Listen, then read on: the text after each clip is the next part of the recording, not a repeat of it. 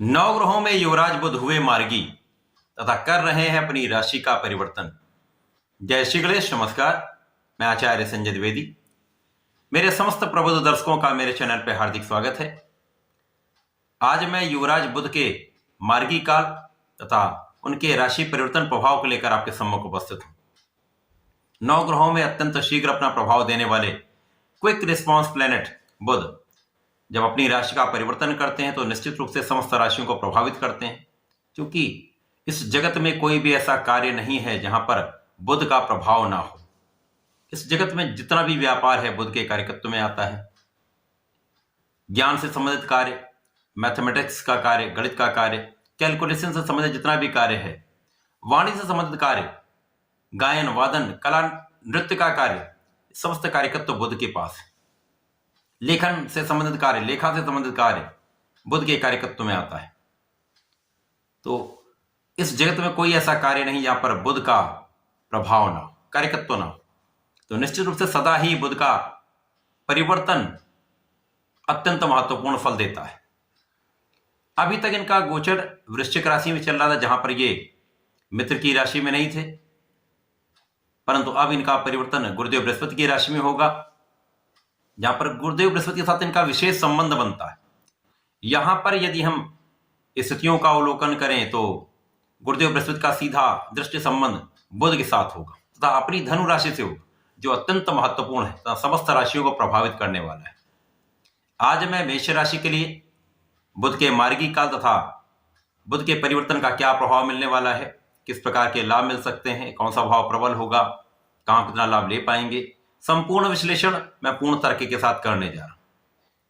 प्रिय दर्शकों, यह राशिफल आपकी चंद्र राशि पर आधारित है, अर्थात आपकी कुंडली में यदि 1 नंबर में चंद्रमा विराजमान है तो आपकी मेष राशि है।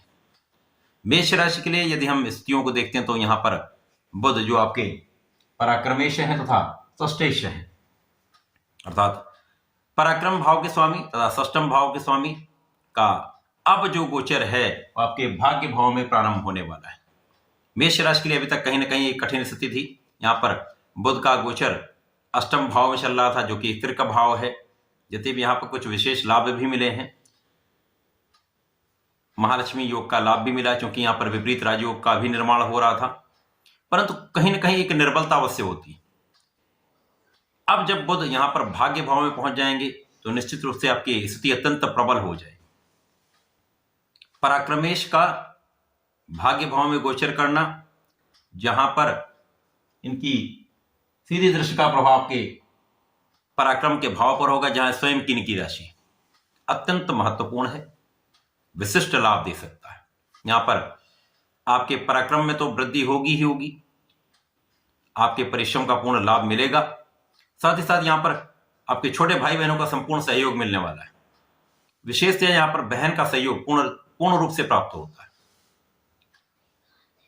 इसी प्रकार से जब ये भाग्य भाव में होंगे तो भाग्य भाव अत्यंत प्रबल हो जाएगा, क्योंकि यहां पर गुरुदेव बृहस्पति की राशि है।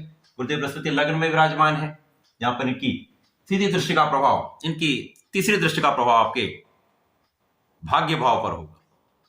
भाग्य अत्यंत प्रबल हो जाएगा। अब पराक्रमेश जो षष्ठेश भी हैं, जब ये भाग्य में जाएंगे तो यहां पर विशेष रूप से परिश्रम भी बढ़ेगा, भाग्य भी बढ़ेगा तथा विपरीत परिस्थितियों में भी आपको लाभ मिलेगा। यहां पर आपके स्वास्थ्य में भी सुधार हो जाएगा, स्वास्थ्य समस्याएं दूर हो जाएंगी, ऋण से आप मुक्त हो जाएंगे तथा यहां पर आप अपने शत्रुओं पर विजय प्राप्त कर लेंगे। तो ये अत्यंत महत्वपूर्ण, ये भी विशेष लाभ का योग बन रहा है। अब जब भाग्य प्रबल होता है तो आपके कर्म क्षेत्र में प्रबलता आती है, कर्म क्षेत्र का संपूर्ण लाभ आप लेते हैं। अब यहां पर आपका परिश्रम भी बढ़ रहा है, कार्य क्षेत्र में परिश्रम के साथ साथ यदि भाग्य का साथ मिल जाए तो आप संपूर्ण सफल हो जाते हैं। तो निश्चित रूप से इस समय में आपका कार्य क्षेत्र भी अत्यंत प्रबल रहने वाला है।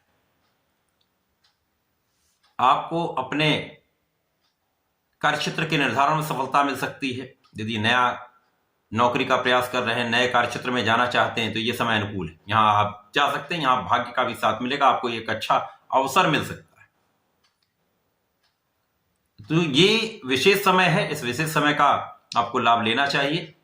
मेष राशि के जातकों को वर्तमान समय में नियमित रूप से भगवान गणपति की आराधना करनी चाहिए।